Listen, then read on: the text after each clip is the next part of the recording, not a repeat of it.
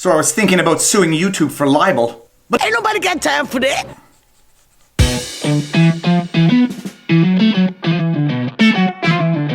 Viva Frei, Montreal litigator turned YouTuber. I do these things called vlogs. You probably know what they are by now, so we'll skip the intro.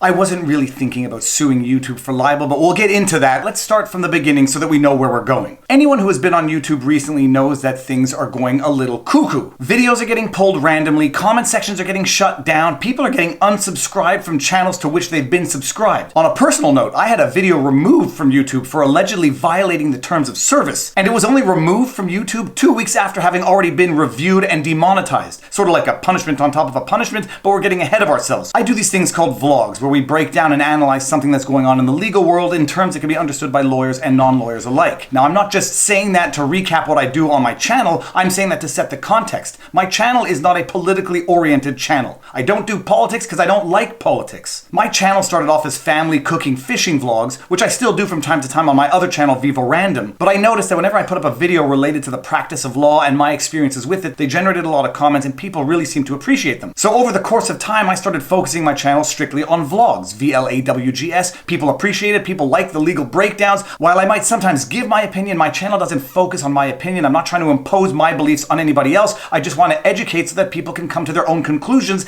as relates to very important issues, legal issues, things that are going on in the world. So with that backdrop explanation context as to what my channel is, I started doing these things where I analyzed depositions. And the first deposition analysis I did was the one in the context of AJ. I'm almost like nervous to mention his name because it might trigger the algorithm to flag this video. I broke down AJ's deposition, explaining what was going on, what the deposition was like, how it's conducted, why some questions were bad, why some questions were good, etc., etc. It was a legal analysis explanation, breaking it down so that people can understand and get the summary of a 3¼ hour deposition that they might not watch for themselves. Partially also because mainstream media was basically summarizing that 3¼ hour deposition with a 5-second soundbite, which really didn't allow anyone to understand what actually transpired in the context of that deposition. So I did that deposition. It was a 20-minute video and people really appreciated it. It generated a lot of comments and questions in the comments section. And not to tempt fate or thumb my nose at the YouTube gods, that video was never flagged or demonetized. In the comment section of that video, people were making a number of comments, asking a number of questions that I thought necessary to address in a follow-up video. And I did a part 2 to that video, and that was me in this room, and no, it's not a bathroom, it's a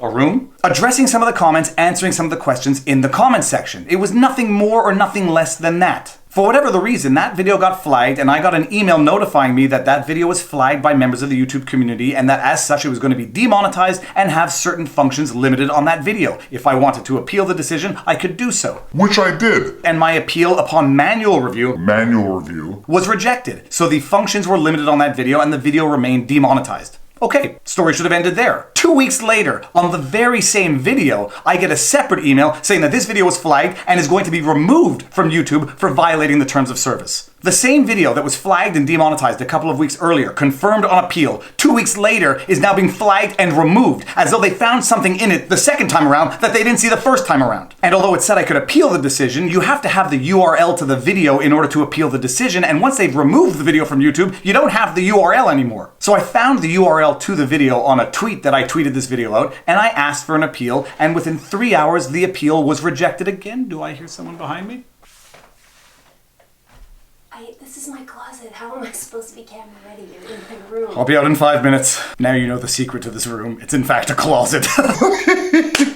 Alright, I appealed the decision, my appeal was rejected, and the video was removed from YouTube for allegedly violating the terms of service. Okay. It should have been the end of the story there. I'm not really going to fight much harder than that. I have more things that I can deal with in a day than to chase down one video for whatever the reason, even if I think an injustice has been committed. But because I am neurotic and a glutton for punishment, I go click on the URL a few days later, and what do I see as the warning on that sign? This video has been removed from YouTube for violating the terms of service as relates to hate speech. Hate speech on my channel. YouTube is telling the world that the reason why my video was removed from YouTube was because it violated the terms of service as relates to hate speech. Finding hate speech on my channel would be like finding hair on a chicken. That's actually a really good expression and I just made it up. That's like an expression my grandmother would say. Finding hate on your speech. Jokes aside, to suggest that there is anything resembling hate speech on my channel, I consider that to be libelous. I consider that to be extremely damaging to the brand that I have built, which is one only of knowledge,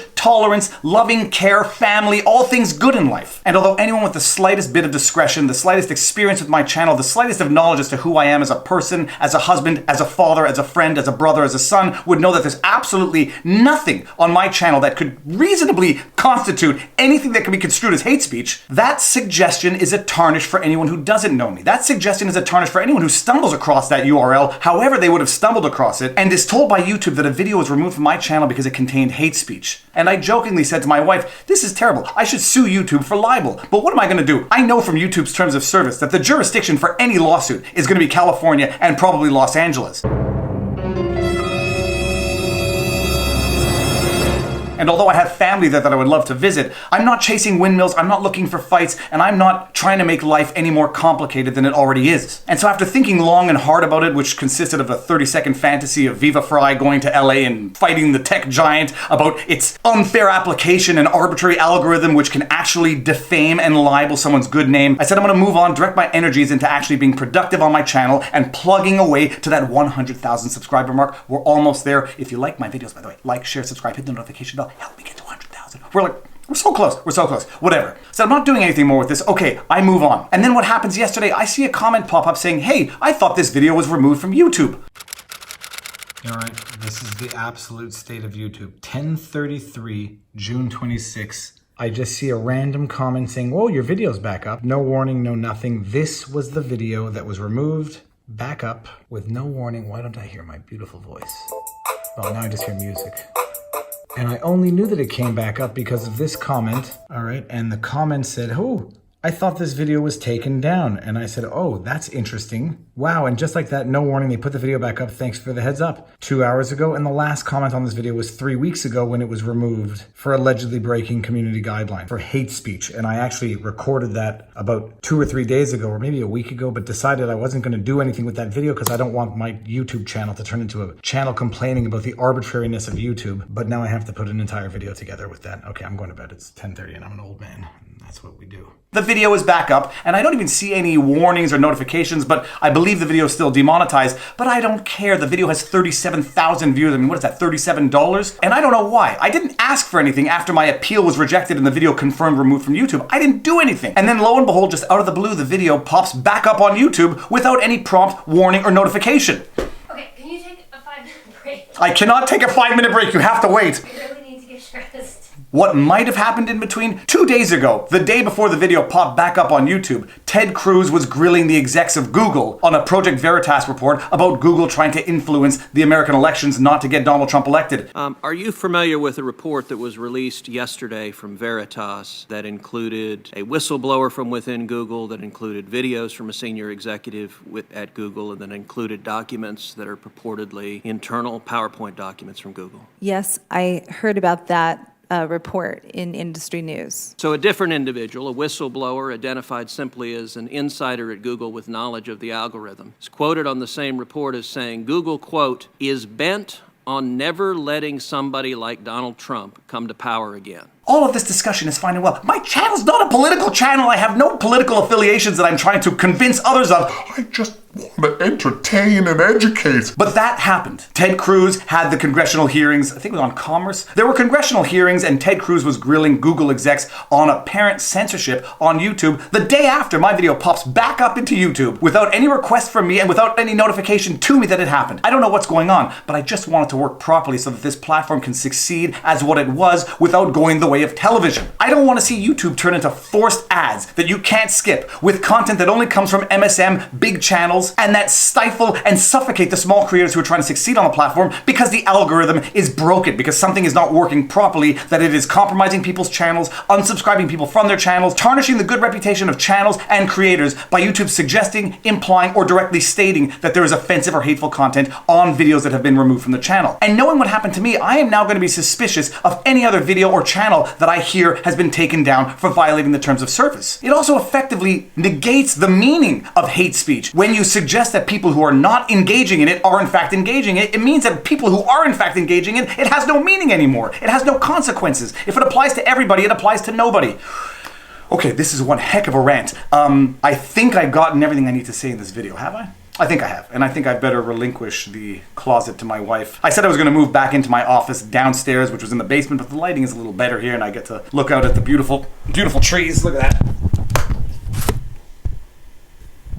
All right, so that is my rant. I do like YouTube despite all the chicanery that is going on. I have an existence on other platforms. All the other platforms, you can find the links in the comment section or in my description. You can support me on Patreon. You can support me on Subscribestar. You can also support me just by buying some of this merch. I have the other version, which is the vlog dog with Barney on it, selling really well. We sold 8 of them, 3 of them to my wife. I need that shirt. I need that shirt for myself, and it's coming. I don't know when it's going to come, but it's coming, and when it comes, I'm going to be wearing it. All that to say, if you like my content, like, share, subscribe, help me grow. Share my channel with anyone who will listen. Comment below, that helps a lot. Give a thumbs up, get the algorithm buzzing around my channel. Let's work on resolving the problems if it's possible, and if it's not, hope for the best, prepare for the worst, and now you know your vlog. Peace out. Boom!